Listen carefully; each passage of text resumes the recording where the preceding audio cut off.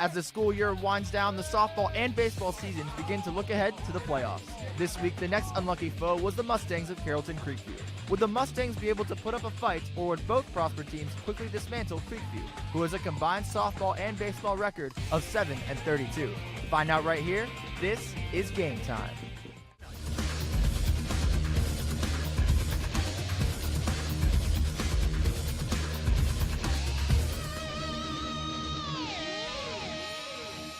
Welcome back to Game Time. I'm Brandon Bonaparte, joined by Braden Brandvold, Seth Golden, and Chris Wafer. Guys, tragedy struck last week. If you are a Cowboys fan, your boy Dez Bryant. Yeah.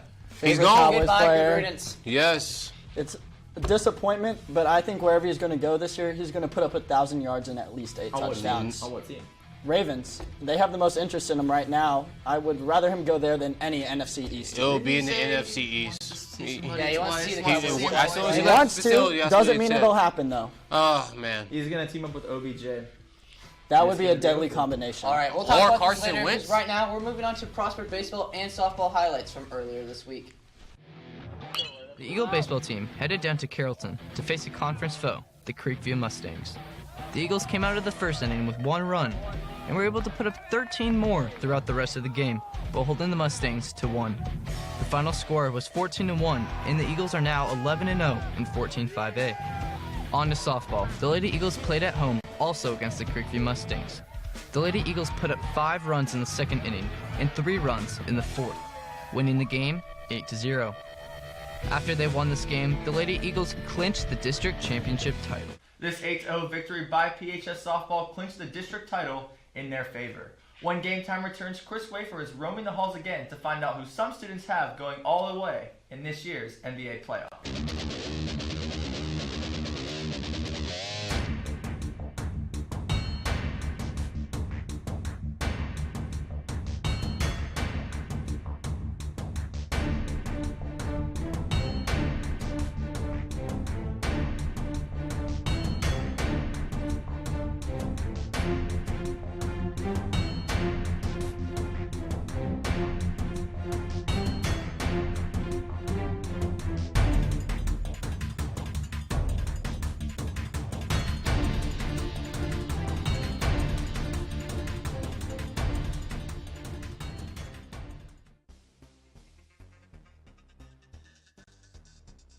Alabama, when they win the national championship, I picked them to win.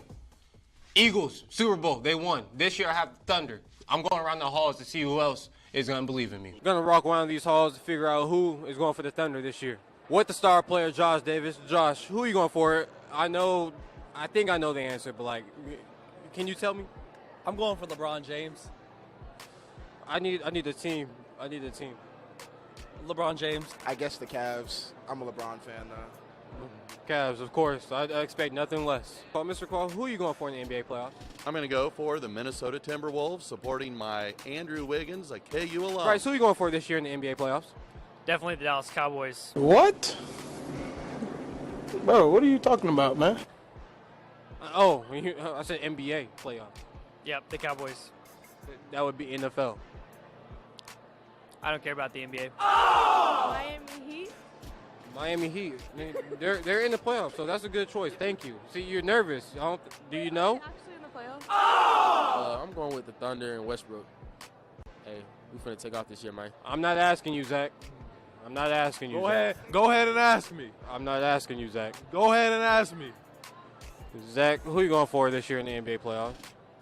Not OKC, because they're trash. What? Okay, I asked who are you going for. Who are you not going for? OKC is not winning. That's all I care about. Houston Rockets. Houston Rockets. Why is that? Because of James Harden. Is he an MVP this year? The best player in the league. All right, Isaac. So who do you think is going to win the NBA playoff? Honestly, I did not know that NBA playoffs were now, or I don't know about them. You don't know about NBA, National Basketball Association? That's a thing. I didn't know the playoffs were happening. But you do now. So who will you be going for? So who are in them? Oh, the Cavs. Oh, For some reason, people are still doubting me, but for reporting for Game Time, I'm Chris Wafer. Back to you guys at the desk. Thank you, Chris. When we come back, McKinley Bounds has your Player of the Week. Eagle Nation Network will be live streaming Nostalgia, a fashion show presented by Prosper High School Fashion 2 at 2:30.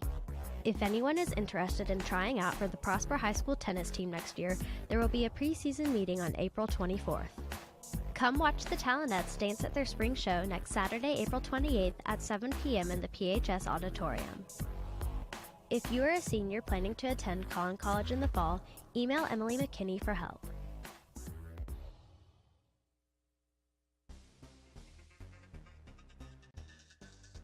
Guys golf was on par with girls this week as they came away with a district championship of their own.